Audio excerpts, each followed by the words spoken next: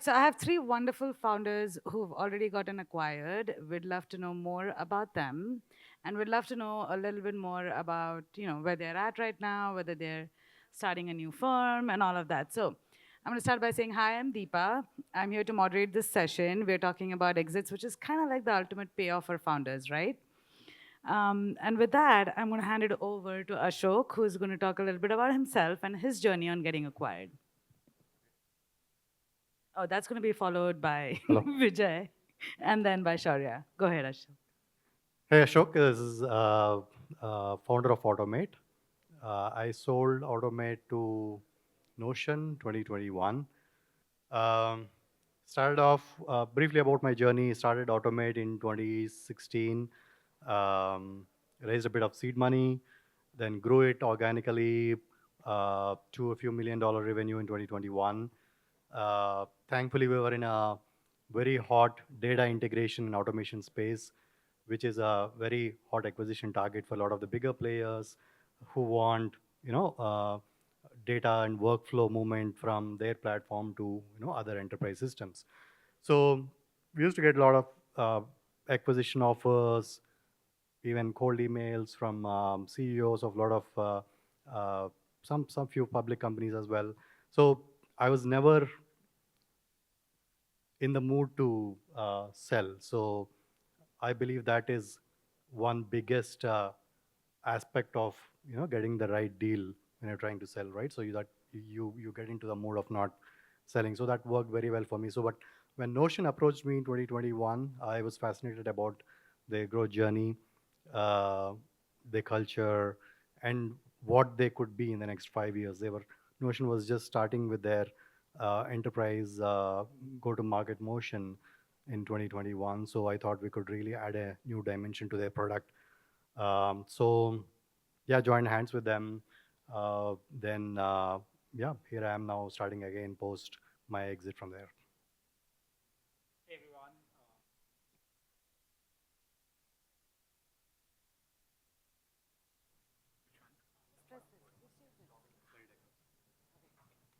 All right.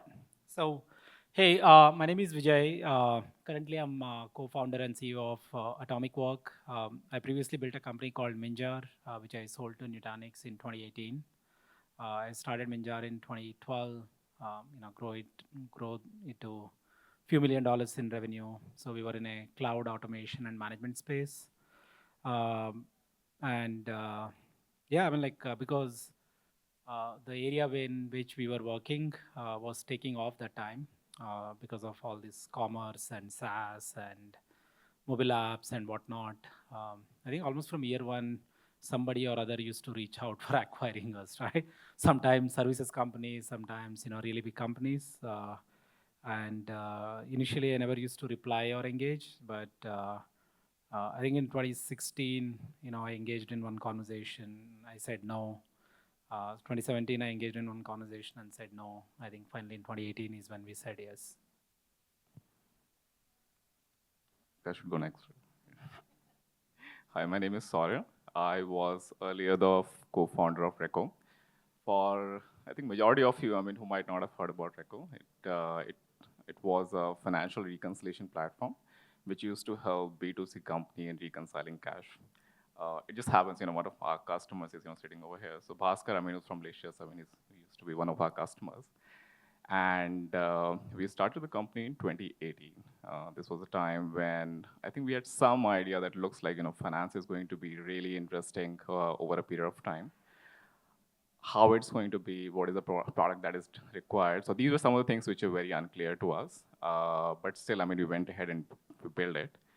And over the period of, I think, close about 3 years, we raised 7.5 mil from Prime Venture Partners and Vortex. And then we were actually in the process of raising a Series B round. And one fine day, I think me and my co-founder, we just saw an email from Patrick Collision, and this guy was like, hey, we should talk. I was like, why the hell are there's, Patrick Collision, which reached out to two random dudes based out of Bangalore who have never spoken to them. And from that place, actually, the conversation started. And initially, ours was a equity round, which Stripe was leading. But over a period of time, Stripe came back and they said, look, I mean, what you guys have built, it really aligns with where we see Stripe, going over a period of say next 10 to 15 years, and it would really make sense for us at this point of time to work together. So that is how Reco got acquired. Currently, I work with Stripe. It has been almost like 2.5 years, and it has been a pretty nice journey. That's awesome. So I'm just going to start asking you different questions because you all brought up different points. I'm going to start with Vijay. You talked about you were asked for acquisition, you said no. Then you were asked again, you said no. Third time, you said yes. So how do you know when is the right time to exit or be acquired or? Yeah, I think it's hard to time it. Honestly thinking, and it's very, I don't know. At least if you're growing, I think there is no reason for you to really exit, and the space in which you are growing. And as Shaurya said, I was trying to raise our Series A and talking to people, and I think there was obviously an interest of them trying to fund. But at the same time, I also basically saw that the hyperscalers were building some of the capabilities, right? So we were basically doing cloud automation and management. The hyperscalers were not solving that problem, but as they grew, they started adding like a little bit of tiny things here. So we said, hey, we built a control plane company. Probably it will not survive very long if the platform takes off, right? And but look, the growth was good, and we were we continue to say no. Actually, in 2017, I said no to a better acquisition offer. I actually raised money at a lesser valuation, right? Because we believe that the business has more growth potential. But when I met Nutanix guys, I was fascinated. One, because they started the company after public cloud was already a big thing, and trying to build a private cloud, they become really big. And even now,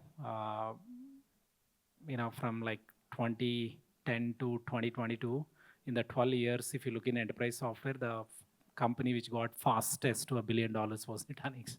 So I was very fascinated by their growth. It's not like you started in a market where there is nobody else. There were already like big incumbents, like IBM, HP, VMware. On public cloud side, there was like Amazon, Google, and Microsoft. So these guys started and grew really, really rapidly. So that was really fascinating. And then I met the team, and I really liked them. So we thought they were doing public cloud as private cloud. We were like operating in a public cloud, and they wanted to provide hybrid cloud capabilities to the enterprise customers. And yeah, I said, okay. I mean, even there, another big company made a bigger offer to us, but I basically said, I spoke to some people who sold companies to them. They said, dude, don't even worry, because you will be like 3-4 levels away from CEO, right? And at Nutanix, I could work with the CEO. So I said, okay, let me go to Nutanix. That's very interesting. What about you two? I'm sure you have perspectives. Yeah, let me add a little bit, right? So I think the way I think about it, is something like this, right? It really depends upon a multiple things, and I'm going to not give a very record specific answer, but it will be a pretty much in a blanket level of answer, right? So you really need to identify which space that you're building in. What are say some of the large players that you have? Similarly, apart from that, I think you also need to factor in that essentially, if you look at it from a big company side, right, so there's something called as product acceleration, which bigger companies, I think, keep in mind when they are looking at a smaller company. And from the smaller company side, the interest is something like GDM acceleration, right? So one of the things which locks in where a smaller company would be saying that, look, currently we are growing at a certain pace, but if we start working with this company and looks like our customer persona is very adjacent to wherever they are selling, or they already have a foot on the door and they can upsell our product as an attach, it makes a lot of sense to go and work with them right over there. And then you start figuring out the remaining thing, that is the team good enough? Or if you have, say, a set of options, you'll start evaluating among that, where do you really resonate, right? So in our case, I think Stripe was there, and then there were a few more other players, right? But somehow we felt that look, I mean, in case if there's anybody apart from Stripe, we are not going to sell. And there are other players also, I mean, who will give you a competitive offer, but you also have to spend the next 3 or 4 years with them. So you start, evaluating some of these things at the time of acquisition. Apart from that, I also feel that, and generally, I think, I mean, there's something which people, sort of forget that essentially the time period from your 25 to 35, it's also very prime time in your life. So you really have to take a judgment call that what is it that you're doing at this point of time. You might, keep working on something which hits the plateau and you keep on spending more time and time, right, over there. And somehow I think there's not much value that you're getting out of it, right? So the off-record answer would be, I mean, you also do a lot of math at the time of acquisition, and you create a lot of scenarios where you would be like that, look, in case if I keep running this company for next 5 years, where do I see it going? What are say, some of the risks which are there? What is the cap, how the cap table is going to look like, right? Let's suppose if you have a $100 billion, $1 billion company, if you're owning, say, 2% of it, you will be making, say, close about, say, 20 million, right? But if you're, say, running a company and you're somewhere around, say, getting an exit at 200 million, and if you own, say, 60% of it, right? It will just be a very different kind of equation, right? So at the time, whenever, say, an offer comes, people need to actually evaluate a lot of these scenarios. They also need to look at their team. Many a times, your team might be in, say, different stages in their life. Say some of them might be very young, some of them might be in, say, their later stages, and you also need to, uh, you know, factor in some of these things when you're taking a call that should I, get acquired or not, right? So this is how I think about it at a very, very broad-based level. Yeah, I think I concur with mostly what Shaurya and Vijay mentioned. You really can't time it. You need to evaluate on a incoming basis based on what you have at hand, what's the market state that you are in. In our case, I think I really saw Automate. I think for most of you who don't know, it's more like Zapier, but more focused on marketing and sales process automation. So and more like multi-app cloud connector. So the space we were in was kind of getting commoditized, and we were seeing a lot of cheaper, easier, lower kind of products coming up from bottom, trying to eat our market space. So at that point, I made a decision that, hey, I'm not going to be this for a long time. Uh, let's change our product strategy, build more of a platform for SaaS businesses where they could embed it and more go to the work it out kind of a route, right? So where we are targeting mid-market and enterprise cloud companies. We were on that journey to building the product, and then comes this offer, right? And we were like a few months away from launch, and we were getting tons of offers. I used to say no bluntly on email, but I think the thing that really forced me to evaluate in my case was not just where I was, but where the acquirer was, right? Uh, Here is a company who has grown organically like wildfire. They're now getting to the enterprise market. And now, what will be their valuation in 5 years? Let's say if I get acquired, I'll bargain for more of equity than cash. What's the value of that equity going to be 5 years from now? What's the growth trajectory of that? So that is a big parameter for me to say yes to Notion. But yeah, I think you can't time it as Vijay said. So you'll have to evaluate on a case by case basis where you stand, where they stand, what's on offer, what's the upside and downside. My next question was going to be, did you ever consider an IPO, or why wasn't IPO, even an option? But you've already answered that. So I'm going to switch gears and move on to Ashok. Ashok, you talked about there are certain things you should be doing when you're going in for getting acquired, and certain things you should not be doing. So how do you position your company? Can you expand a little bit on that? And after that, perhaps you can also add your thoughts. Sure. I think one. So when it comes to negotiation and valuation, a lot of things is about gut feeling rather than math and numbers, right? Of course, you have to do your math and numbers right, but I think one of the strongest negotiation strategies is to portray yourself that you're not, you're not looking to sell, right? Even if you have it in your blind side, never give the opinion or even a hint of that you want to sell. Like the impression that you want to sell. Sorry? You don't want to give the impression that you want to sell. Yeah. So that I think in itself gives you a lot of leverage in terms of negotiation and valuation. You can really push them to the edge of what they're willing to offer. Like you do that first, and then you evaluate whether, okay, now it looks like they're at their brink now. Now you do all your evaluation whether you want to sell it or not, right? The other parameter, which I think most of people getting acquired miss, is it's not about how, it's not just about you willing to sell or not. You also need to have a sense of how badly do they want you, right? What is it that they're looking for? What do they want in you? Like, is it your customer base? Is it your technology? Is it your people? And how strategic is it? I mean, if not you, they want to acquire, but if not you, who are they going to go to? Do they have options, right? All these will, give a sense of how far you can stretch them, right? So then that is a major factor. So these two major things is how you approach it strategically. One is, not revealing your cards, not even mentioning that you want to sell, and then also look for what they are looking for in an acquisition. Would you want to add something? Yeah, I mean, so typically, I think most startup acquisitions, people don't acquire really for revenue. So if you don't have like 100 million revenue, nobody's looking at you for a revenue acquisition, right? And I think most of the time, companies would be looking at product acceleration or some market acceleration. And as Ashok said, I think I always said no.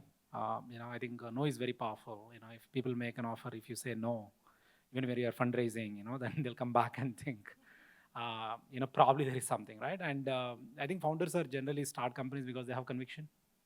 They raise money because they feel they have conviction. And I think it's very important to operate with conviction in negotiations, right?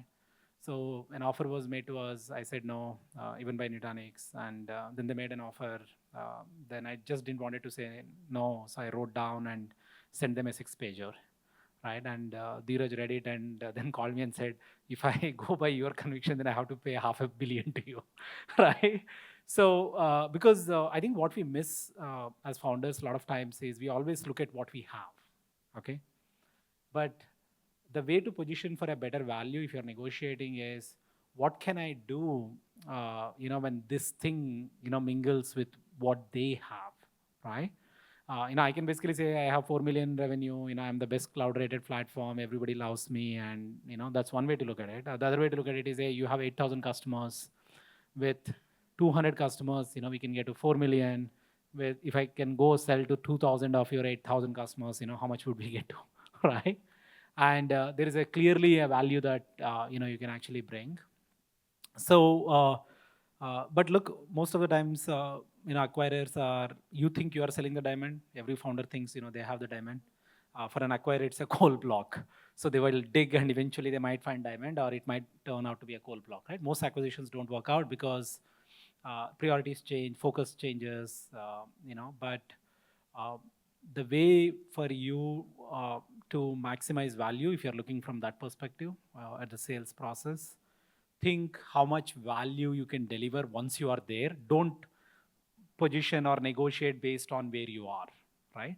And second is be always ready to build, because these acquisitions are not done until money is really in your bank. Not even like when they're inking on the paper, right? Or they have transferred, whatever equity to you and stuff. So don't go and tell your team that, hey, we have an offer, we are negotiating. And that's a terrible strategy, right? Because people will get disappointed if things don't happen. And those two things I'll basically say. And, I think whether to sell or not is your choice. It should not be your investor choice unless it's a distress. And it should not be your employee choice also, right? Because end of the day, there's a reason why you started. There's a reason why you have raised money or you have grown to a level where you have grown. And you should have a reason, because if you follow other people's reasons, then you will feel a lot of remorse, right?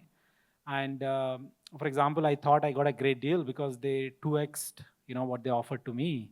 But after I went, they said we would have paid another 2x if you had negotiated hard. Now I said, hey, since I'm here, why don't you pay me now, right?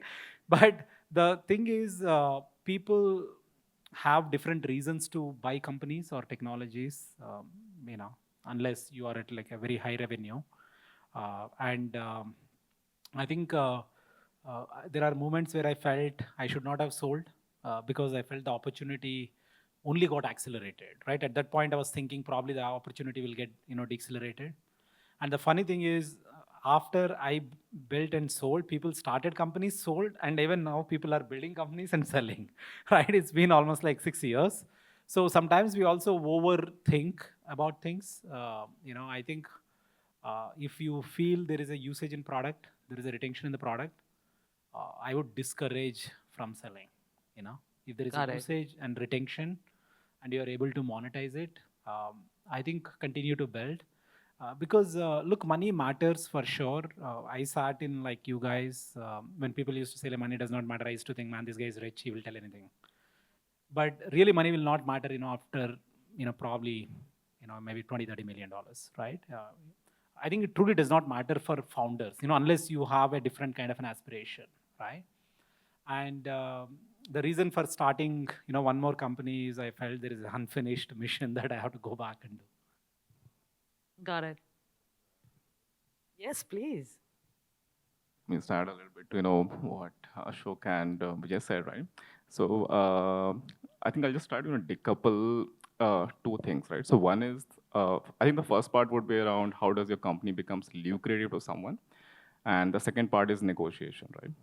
And slightly disagree from Ashok in the sense, I mean, when it he says, gut feeling. Because I also spend a lot of time at Stripe Corp Dev, and there's a certain way in which we used to, evaluate companies, right? So broadly, and I think, this is also something which I'm saying after advising another, security company which recently got acquired for more than 100 million. Right? So generally, if you look at, say, broad market, you'll see that you'll always be aware of, certain companies which are in adjacencies to your product. These are, companies who are selling to the same buyer. They have an offering which is somewhat very close to you, and you always have a sense that, they can come into your market, right? From those company perspective, the most important thing for them is product acceleration. All they care about is we want to complete our product suite so that we can compete with, say, the next company which is out there, right? At all the point of time, you need to be aware that these are the 6 companies which are in our adjacency, and this is how their product suites are looking like. So if I have to just take an example from the security company which got acquired, right? So we were knowing that there are 5 companies here, Zscaler, CrowdStrike, Palo Alto, and a few more, and 5 of them have already, completed their product suite. There's 1 company which is remaining. And then essentially, very proactively, we started, certain conversations with them over there, where we knew that they knows they need a capability like this to compete with some of the other players which are there, right? And then over the period of time, then that conversation resulted into more interest, and then further an acquisition, right?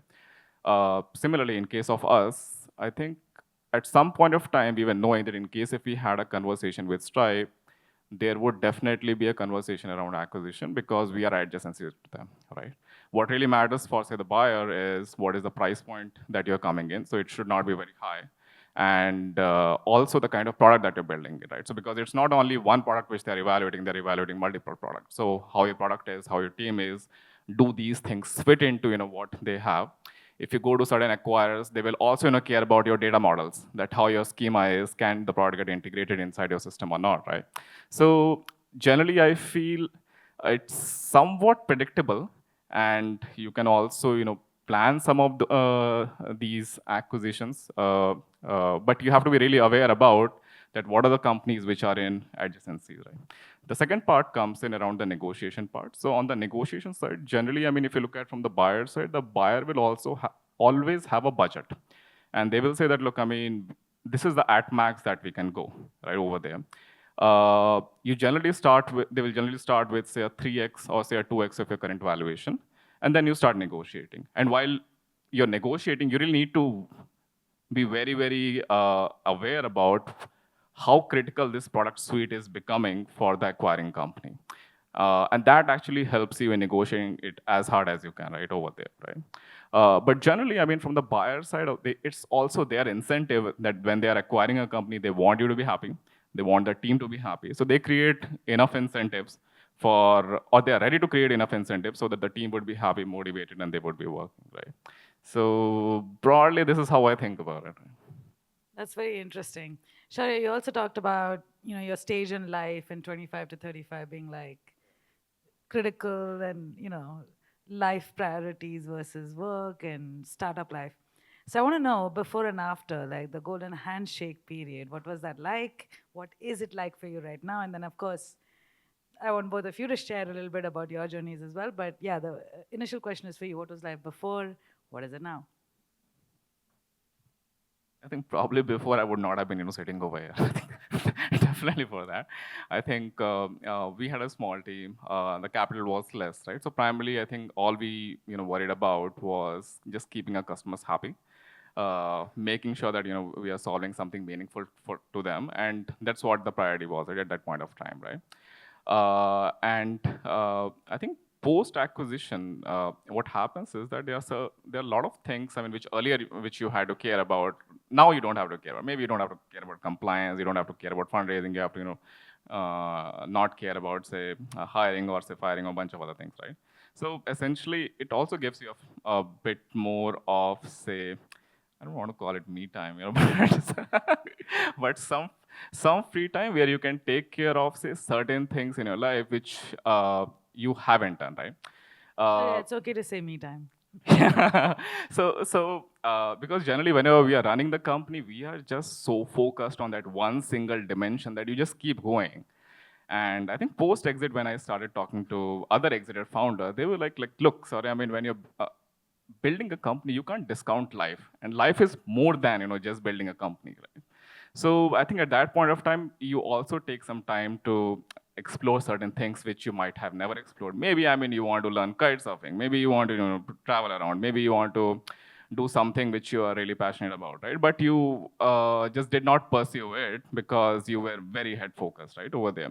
So I, or at least I believe that I mean it's generally a good idea to have some time to yourself where you can think about that. Look, I mean, apart from saying what I'm doing, these are also some of the things which I want to explore. So that when I look at myself, maybe I should feel that I'm living a much more fulfilled life as compared to say a very very unidirectional life at that point of time.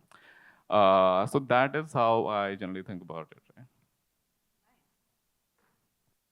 Do you both want to add? And I think I'll just add one more thing, right? I mean, and see, I think the other thing which also you guys need to understand is that an exit event or an M&A event, it's also a very rare event. So it's also not the case that every company which has been started, it's going to go towards an M&A or say a liquidity event or say an exit, right? There is no dearth of companies which cap out somewhere in the middle. You have certain customers which you have to keep supporting, and people just keep supporting it over a period of time, right? And it's a lot of time which essentially gets consumed over here, right? So I think at a lot of these places, it might not be a bad idea. There is also no shame in taking a step back and saying that, look, what I'm doing at this point, does it make sense, or should I maybe just chuck it and start something else, or maybe I should spend my time in say something different which I would want to pursue. Yeah, I think generally there is a lot of data out there that says most founders don't even make like an average manager salary in that 20, 30 years of time period, right? But if you're too rational, you should not be starting company. Okay, we all start companies thinking most companies will fail, your company will not succeed. And I think what exit changes, yeah, I mean, you might feel good for a day about bank balance. After that, you really don't care. I think we think we care so much about money, which is true when your basic needs are not taken care, but after that you really don't care, right? Actually, what I notice with people with exits is we all buy big houses, cars, and eventually now I think the house is a liability. This whole thing is a liability, right? Because like there are, now you have like, I mean, like everything, right? And so most founders don't play status games. generally is the MBA kind of a folks who play status games. At least that's my view. Most founders don't play. So as long as you're not in that status game, you really don't care, right? Because there is always be a bigger guy. I'll tell you, like, I went to a party in New York with one founder who sold his company for a couple of $1 billion, right? And the amount of money he made is just worth that penthouse. That's it. Where the party was being hosted. So there is always be like somebody who's bigger. It does not matter, and it does not, like, who cares about Flipkart's acquisition now? Nobody cares, right? Yeah, it was a big movement. Eventually we'll have much bigger ones. Don't worry so much about will it create impact, etc. I think do what makes happy, and have your own reason to sell. Don't buy anybody's reason, your investor reason, your employee's reason, anybody's reason. You have to have a reason. Otherwise, you will feel dissatisfied. I think time is very funny thing. I thought I will not start one more company because I have done one before Minjar as well. But look, after 6 months of all the fun things, travel, whatever, after spending 4 years, I really felt my purpose in life is go back and do work, not really sit and relax, right? But somebody could be, it's different, right? So have your own thing, right? So have your own conviction. Don't do things the other people are doing, and don't build a product thinking you want to sell it. That's a terrible idea. Okay, it might work out. Most cases it will not work out. Build a product for customers. If your customers will love product, acquirers will love your product, and eventually things will work out. And I think this is a great time to be building companies. Focus on building the company. Don't worry about the exit. Okay, but if things are not working, like you are not able to find the traction, customers are not paying for it, usage is not there, retention is a problem, try to address them. If you cannot address them, it's okay if you find a home. Better than, like, just closing it down. And I think money does not change much. I think it probably does. The first 50, 100 crores probably makes a difference in India. But after that, I don't think. I saw people like at a Darsini, like people who probably worth like $1 billion. Like, it does not actually really matter, right? Because you're not going to, so don't make that as too much of it, right? Whether you make that money when you're 25, 35, 45, it does not make. And maybe at 25, you might be young. You might think, okay, you might feel good about it. But I don't think anybody cares about it. And I heard this even before I sold. I always used to think the guy is lying because he's probably saying it. But now I can tell you it does not matter, right? A lot of times I feel like these big houses. Everything is a liability in life, right? Except your purpose. No one will agree with you on that one. Really? I'm going to agree with more on house being a liability. House is a big liability, okay?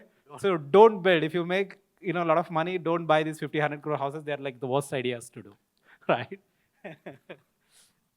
Even for taxation, it's not worth. The 20% you save on your 30 crore house is not worth it. That's the reason I bought it, by the way. So yeah, I think essentially, fundamentally, you'll have to look inwards what you want in life and what you want for the family. That should be the primary motivation and goal, right? As Vijay is mentioning. So also other big factor, I think, is how long have you been invested in this, right? Like, you put all your energies and invested some, missed out on some quality time that you could spend with kids and family, traveling into this company. The question is, how long do you want to continue to sacrifice those and stay invested? And for what goal, right? So if you just ask these questions, you will have your own answer. So there's no right or wrong there. So, but from my personal experience, yeah, money, it will matter until it hits the bank account, right? So you will do all the hard negotiations and everything, positioning yourself for the, the things that we talked about earlier, that'll all matter to you before you do the exit, but not so much maybe 2 years, after the exit. So post that, yeah, you will have a lot of recognition in the society. You will be invited to nice conferences like this where you can, sit and talk and give some gyan. But I think post that, I think if you will feel that you probably left job undone and then want to start again, which is the phase Vijay and me are in right now. So Vijay is already a year into it, a couple of years into it. So yeah, I think 1 2 years you will give, pamper yourself, your family with all the nice things, but don't get into any liabilities that you can't easily detach, like hard assets or anything. Uh, yeah, that's pretty much it. See, you make money and that money won't be with you. Wealth managers will come take away most of it unless, because the economy runs, before even money hits, the wealth guys know that you are making money, right? So everybody got a value Doesn't the proposition. house stay with you? And this is a side conversation for later. But it's interesting to see they're in very different stages. We have Shaurya who's like, oh, I still want to focus on some me time. I'm going to make you use that word. There's him who's like, don't even buy houses, not worth it. And also already moved on to his next startup. We're 2 years into his next startup. And Ashok is now like, okay, I'm done. Golden handshake period over. I'm starting something. So very interesting how the stages are as well. I think we're on time, so if you have any questions, I'd love to have them. And while the loudspeaker is getting to you, or you can use mine if you want. Okay, you can ask. No, others also need to hear it, yeah. Hello. Yeah. So, hi, this is Himanshu. I'm the co-founder of AI Palette. I think all of you got the inbound interest. So my question is, did you ever contemplate running a formal process via banker or directly yourselves in order to reach out to more potential acquirers, or did you just went ahead with whatever came in? Why or why not? I think my board that time suggested run a formal process, but I was not, so much in favor of it. See, because formal processes make sense if you're selling at $1 billion or a 10 billion, right? You bring somebody in, Like for a couple of 100 million, 50 million, 100 million, deals, I think you really don't need, unless the acquirer is like a very process driven, like very old school. See, you need to also see at what level are you engaging with, right? If you're engaging with the CEO of the other side company, everything can be done. Everything will be done. If you're working with a GM who is of a business unit guy, then he will follow the process. Maybe it's worthwhile to get a banker or someone to support you through the process. Did we take advice from people? Yes. I took advice from people who bought companies. I took advice from people who sold companies. I took advice from a friend who is, does this for living on, some things. But um, the problem with the banker is,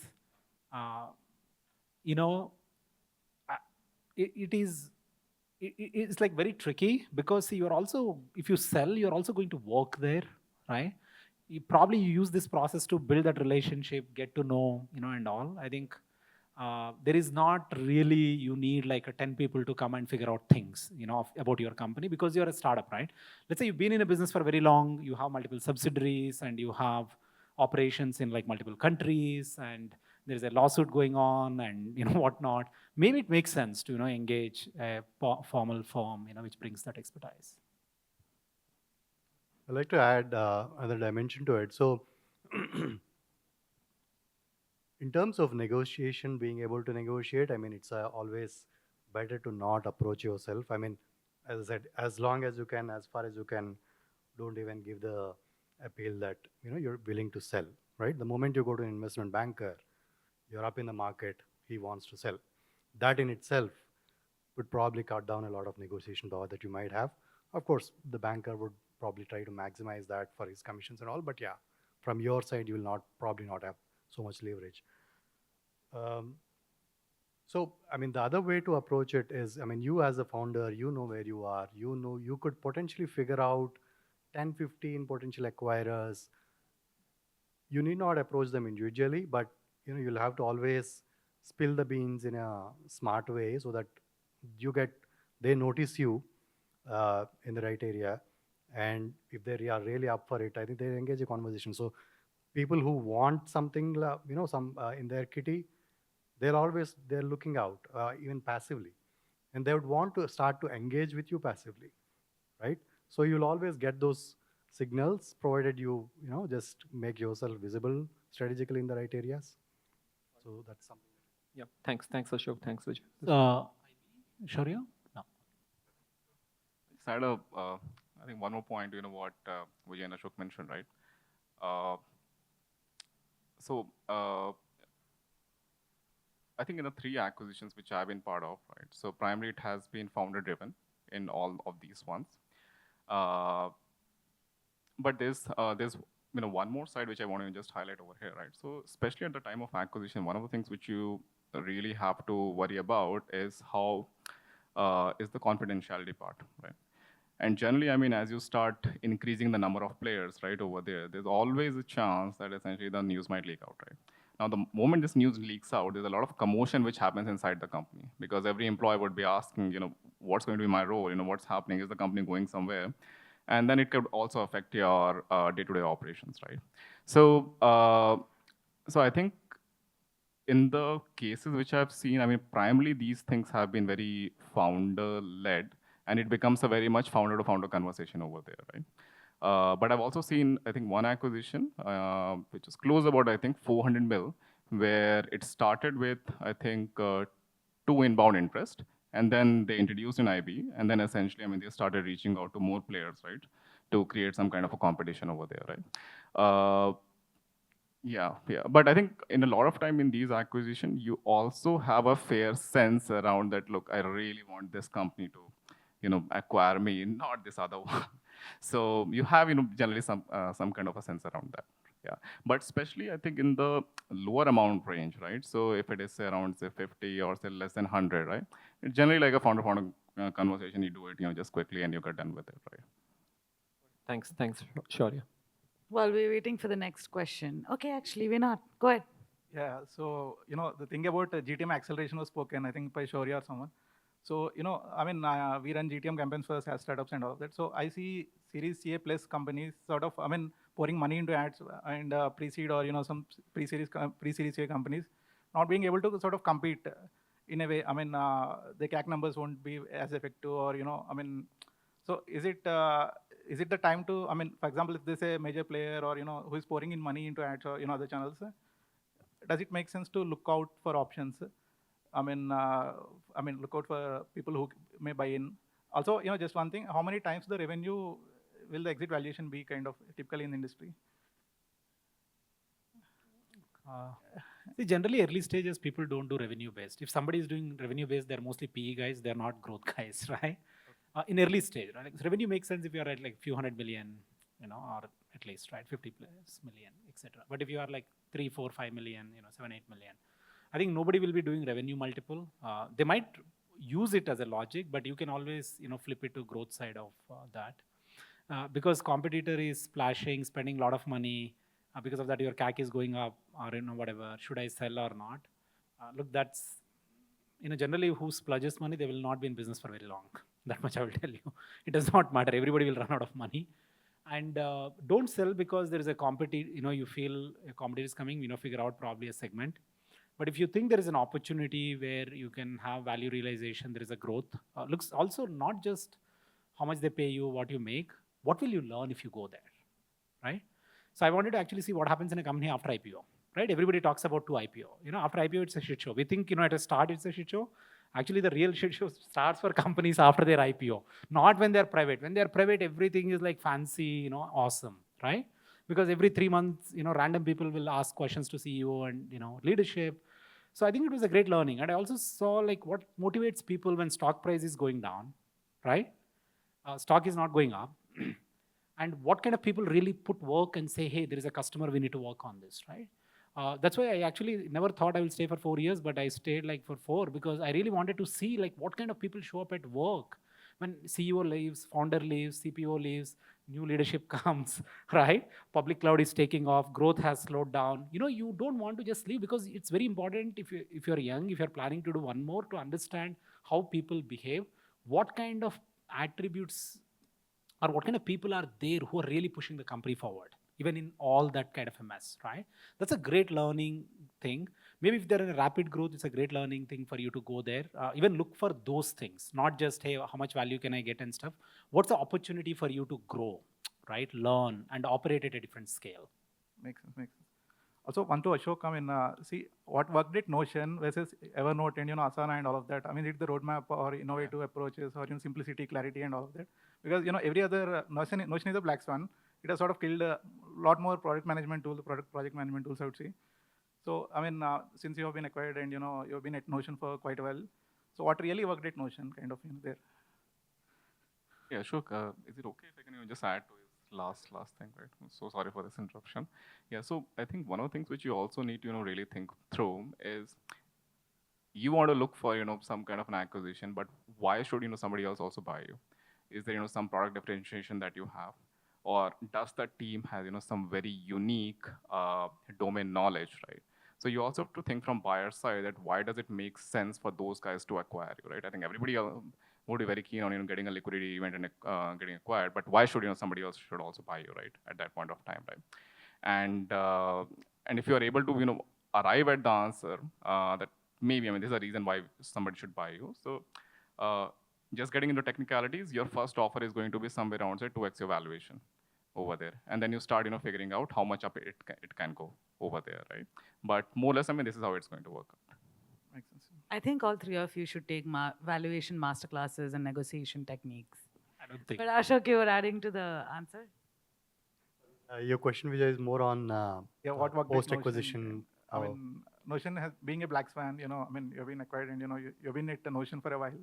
So Notion is radically different from a lot of other project management tools. It has killed most other, I would say, Evernote, Asana. They're all gone now, kind of.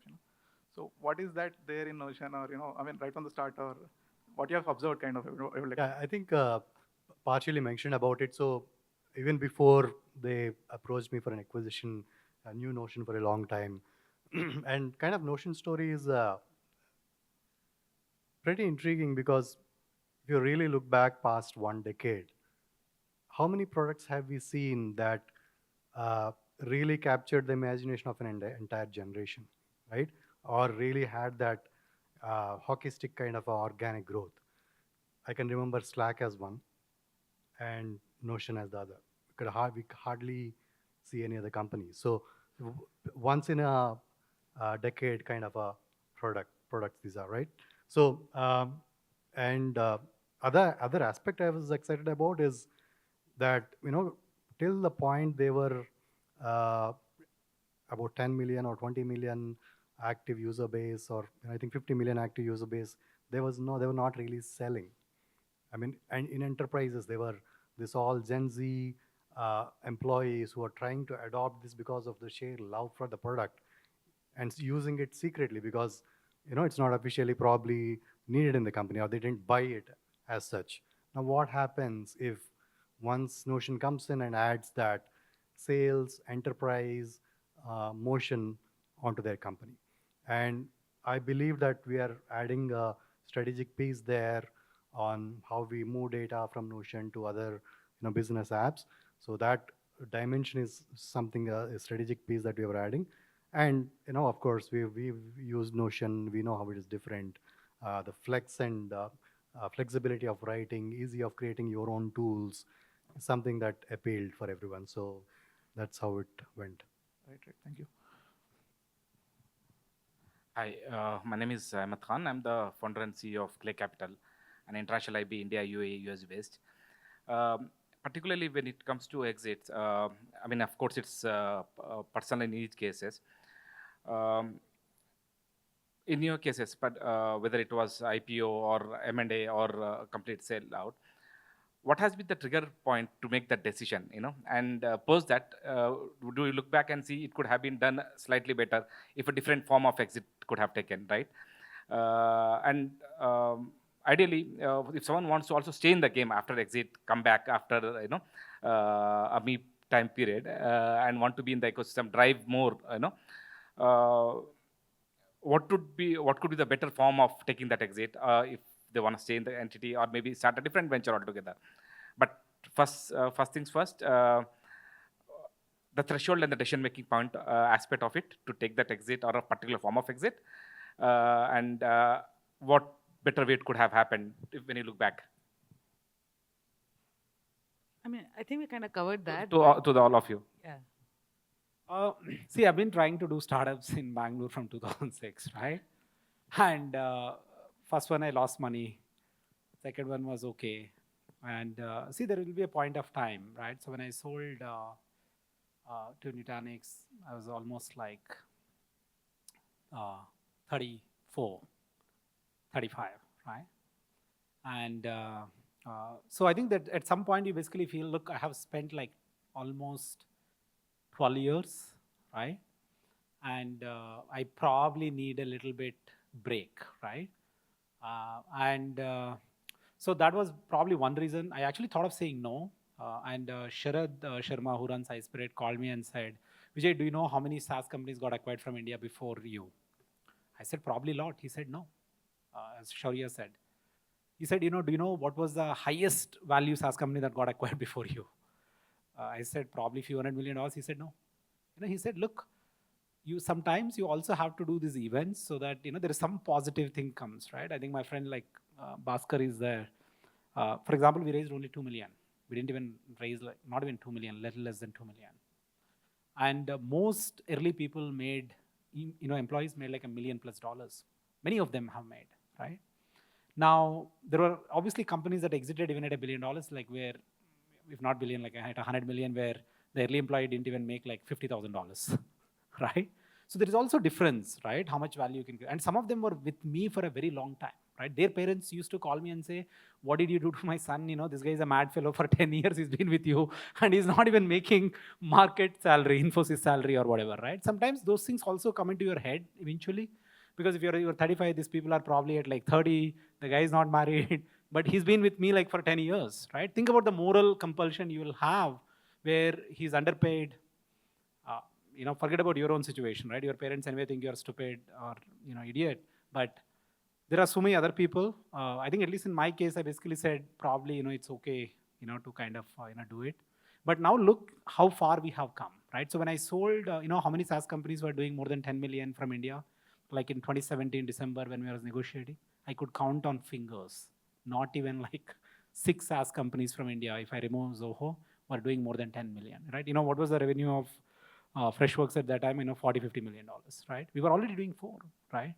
I underestimated how much we will grow. I used to think, okay, that's it, there's no way we can actually build like really big companies. Now, people who worked as interns with me are like building companies with like $50 million run rate or $20 million run rate. It just shows how much we have come as an ecosystem from this perspective. I think we always think things are bad, generally as a founder also. But if you see growth, if you see retention, if you see monetization, I think stay in the game. If you don't see that, if you feel fatigued for whatever reason, personal reason, or you spend enough time, I think it's okay to, exit and sell. It's okay to take a break from company. Let the company run. You can take a break. There is no shame. I think that's one of the things we don't do well in this country is founders don't take breaks. We just stay put like company after company after company, right? And so my thing is, look, find your own reason. Don't sell for some other reasons because then you will disappoint. If you have your own reason, you can always tell why you did it, right? At least in my case, those were like trigger 2-3 points why I said, probably it's time to do it. Do we have any more questions? If not, well, I think Shaurya is probably younger than us. I don't know. He looks very young. So he's saying, meet you time. I need to travel. So probably we should hear. But I think of all the things, I just add one more thing to what we just said, right? So what I'm saying is just an addendum to what he mentioned, right? So when you're running a company, try to do some math, right? So let's suppose, if you're running it, there would be some kind of a liquidity event which you would have thought about, right? It can't be a very perpetual thing where you're just running the company. So you might say that, hey, I'm going to exit at, say, maybe 200. It could be IPO, it could be merger, or it could be say 500, or it could be say 1 bill, right? Then you start putting up the second layer, where you'll say that, look, in case if I have to reach say 1 bill, what is the kind of say capital which would be required? How many rounds will I have to raise? Maybe it's going to take me say next 5 years to reach that point. These are rounds which I have to take. So my dilution is going to be this much. So as such, my future cap table is going to look something like this, right, over there. Then you say that, look, what is the probability that essentially over the period of 5 years I'm going to reach this point, right? So these are say, some of the layering which you can do on top of say everything which we just said, so as to arrive at. There are also, so currently if you look at, say, a lot of companies which are currently in the ecosystem, the cap tables look horrible. Founders might be owning, just single digits over there, and they are continuously running it for 5 or 6 or 7 years, right? Where I think sometimes you just start evaluating that it makes sense to do something like this. So these are like some additional things which you can think about. I think it's worth learning math, but if you are really probability driven, very rational, you cannot build a company. I think Shaurya's next job is going to be VC because he's like very, very analytical. But jokes apart, I think find your cost of piece, right? So your somebody cost of piece could be 100K. Somebody's cost of piece is like 10 million in the bank. Somebody's cost of piece could be $1 billion in the bank, right? So you need to know what's your cost of piece. If you feel you need that, I think it's okay to do. Don't worry about, the other people, right? So, Also, if the decision has been rational, the calculated effort, and if you look back, would you think of an alternative means of exiting, maybe strategic merger, or maybe retaining a larger share to take it to the next level of growth? When you relook at that decision-making point, would you think another form of exit could have been better? I mean, it actually, see, I mean, it's very a point in time decision, right? See, I mean, I can look back at it, say 2 years down the line, and I might feel different about it, right? But the thing is that, I mean, you have to look at, say, at that point of time, what were some of the optionality which was available to you, right? So maybe the capital which you're trying to raise, it was very costly, right? So you might have to dilute a lot. Maybe 2 years down the line, I mean, you could have gotten that capital at a much, much more cheaper point, right? But at that point of time, you really don't know how it is going to be, right? So as such, it's all a point in time. You can just keep thinking about how it could have been better. Definitely, there are certain things which you learn more in terms of how the whole process could have been structured, what you could have done better over there. But it's a very point in time. So I think it's very difficult to judge that decision, right? And I think it's a little bit more about you just live your life more looking forward, not looking back. Thank you, guys. I think the selling companies is a VC phenomenon. We used to build companies, run them, and the reason I basically feel is we just raise capital, as Shaurya said. I read some math where it said if you raised your Series D, you sold your company for 250 million. By the way, not too many acquisitions happen at 250 million. The amount of money you make as a founder is same as, let's say you raised 2 million, sold your company for $18 million. Only one round, right? More, if you're like, in this case, it's like, I think two co-founders kind of a math. I think it's different reasons. It's not always just the money for which, but find your peace, right? You talk to auto guy, you ask him, what's your dream? He will say, pay off, buy one house. You talk to a cab driver, right? He'll say, I want to just pay off. His cost of piece is something. You talk to this guy, somebody's cost of piece is something very different, right? Hey guys, Vinod. So now that you have, formed companies, exited, and now Vijay, you're already on your way to building another one. And Ashok, sir. Ashok, you said you're going to be there soon. You're putting pressure on him. I was just putting pressure before the panel. Now you have put. He has to start. So the question is, now that there is a bank balance, right, and you are planning to build another company, would you still go raise money, or would you say, hey, I don't need money anymore, I think I'm going to do it on my own? So me and my co-founders considered this. Should we all each put like 5 million, or should we raise money, right? So, and we also spoke to a bunch of people. I think the good thing of taking money is the moment you take money, you become answerable. If you put your own money, if it is not going well, nobody will push you hard. So there is obviously pro and cons. We genuinely thought between me, Kiran, say they had a good outcome from Fresh. We said, hey, should we just put our money? Why even raise money? Or should we raise money, right? But we said, okay, maybe we should raise money because we have bank balance. If you didn't have a bank balance, see, that itself is a great motivator for you to say, I can't screw up things or, whatever. But if you are like too comfortable, one of the advice I got from a bunch of people is most of the time when successful founders start companies, they fail versus like guy without any success, they start company because you feel too comfortable, right?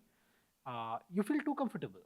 That's the nature of the game. So I think raising money probably could act like a counterbalance. But would I go raise like another 10 rounds, after it? I don't know. Maybe not. But I genuinely believe founders should build companies for long term. I think somebody said this, I don't know who it was, probably Bijos or someone. You should build a company that you can tell your grandchildren about. At least aim for that. Think with that kind of a long-term mindset. Don't worry about this exit, this. Nobody cares. No, who cares about my manager or his automate or, I mean, I didn't even knew about his exit until somebody on WhatsApp said, connected us, right? So nobody cares. So in the sense, I think if you really want to drive an impact, forget about the world. Maybe you want to tell your grandchildren, right? My daughter doesn't even know. Now probably she knows, he goes to office or whatever. But I think really long term and build. Then you operate with a very different mindset. But look, everybody needs cost of peace, right? You don't have a house, you're on negative credit card, and it's okay to even like drop the company, go pick a job. There are a lot of jobs which pay amazingly well, right? Even exits will not make you that rich. There are like so many jobs where you can go and do. I mean, it's not a big thing to go, by the way, get like $3 to $5 million a year being a VP in one of the IPO companies. It's not a big deal, right? If you work 4 years, probably you make like 10, 15 million. Most founders don't even make that much. Even after like, you go look at the math, most founders don't even make that much. So to add to that point, I think to a question on whether founders who exited should reinvest the money, I think one of the primary reasons you sold the company is to have money in the bank, have a piece of life, right? So you don't want to come reinvest that and then put it on a risk path again. So, and nobody is going to judge you based on whether you. I mean, yeah, there could be some VCs, but if he's really judging you on that, is not the right kind of VC. You should not probably talk to him, right? So, and agree with Vijay, what Vijay said. So it's all, you also need validation from different people. So you as an exited founder, you go validate your idea with 10 people in the network. Yeah, they'll all say positive things. But if somebody is going to watch money, put 20 million, 50 million in the bank at a seed stage, that gives you the real push, right? And you're accountable. So that is a big thumbs up, I would say. Thank you. I think should I add just a little bit to it, right? So this is how I think about it, right? And it's also very personal. So generally in the initial stages of your product development, right? So there would be a lot of iterations. There would be a lot of, say, I think changes which are going to happen, right? At some places, I think people want to be in control and they want to see, how the product could get shaped, right? So as the exited founder, I think if now I have to think about it, right? So it would be something like that in the initial part, right? So it would be me, who would be taking the whole risk over there. And I think the moment you start reaching a point where you know that this could be accelerated, so that is a place where you bring in external capital, right? So that is how I think about it, right? But there's also another factor on which it depends. It also depends upon what is it that you want to build. If let's suppose you want to build something which is really heavy and you right away want to take on Oracle right over there, and you need say 50 engineers who are going to work for 3 years continuously, and you need say a 25 mil or say 30 mil, right? So then you start looking at how much capital can you put in, or how much capital do you have, right? So you evaluate some of these scenarios, and then essentially come to it at what point of time you should raise external capital and how much raise you should run at your own. Perfect. Thank you. Thank you, everyone. I know it's time for lunch now, so we're going to stop. They're still going to be around, so find them outside. Bye.